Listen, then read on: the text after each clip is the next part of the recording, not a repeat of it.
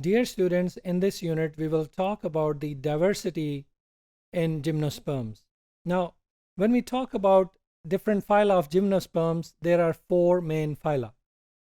Number one is Coniferophyta, then we have Cycadophyta, then we have Ginkgophyta and Gnatophyta. Now, with about 630 species, Coniferophyta is the largest phylum of gymnosperms, and they are commonly known as conifers. The other two phyla, Ginkgophyta and Cycadophyta, they are the evolutionary remnant of those groups who were very successful in the past, but now most of them, they have become extinct. And now conifers are the most successful gymnosperms.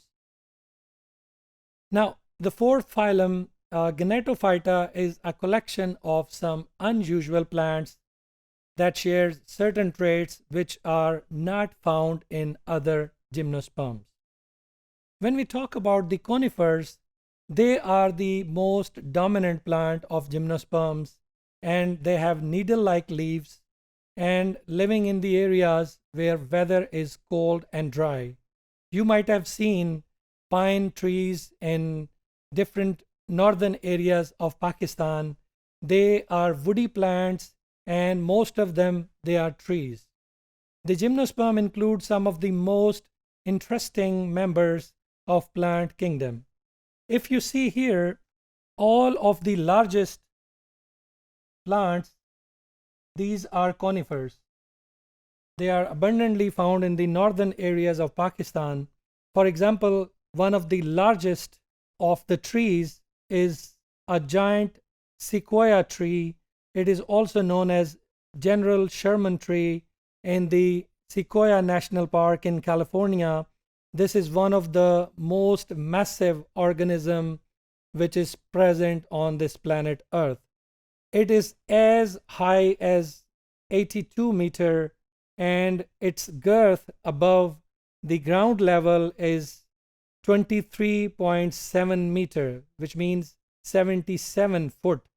It's so wide that roads have been built inside their trunk, and it is so massive and it is so tall in structures.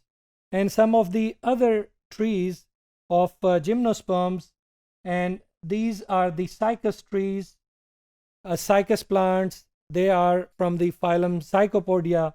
And then we have Ginkgophyta, some Ginkgo biloba tree, which is different from the conifers.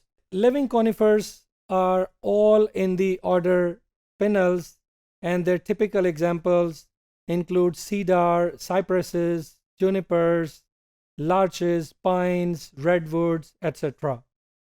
Now, cycads are living in the warm climates. They have large compound leaves and are unusual that they are pollinated by beetle rather than the angiosperms because of presence of vessel elements within their stems.